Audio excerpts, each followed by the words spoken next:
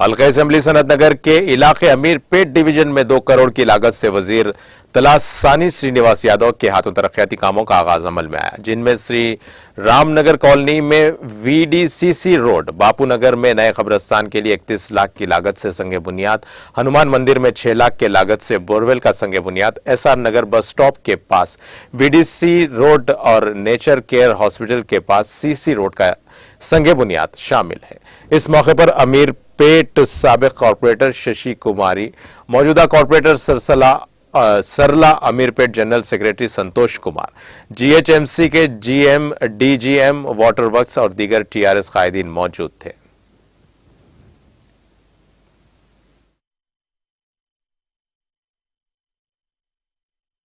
Bapu Nagar Banjara welfare association के आध्वर्य में जो बहुत साल से पेंडिंग था ग्रेवयार्ड का, वो आज हमारे मिनिस्टर साहब श्री तलसानी श्रीनिवास साहब उनके आशीर्वाद से आज वो काम हमें इनाग्रेशन स्टार्ट हो गया। आज 2013 से वो काम के पीछे थे, साहब से बहुत रिक्वेस्ट करे, उसका थोड़ा इधर उधर लिटिगेशन था। मंत्री साहब उनका आशीर्वाद से अब उन्होंने सीएम साहब से बात करके ये जो लैंड हमारे को बापू नगर को अलॉट करके जो ट्राइबल में हम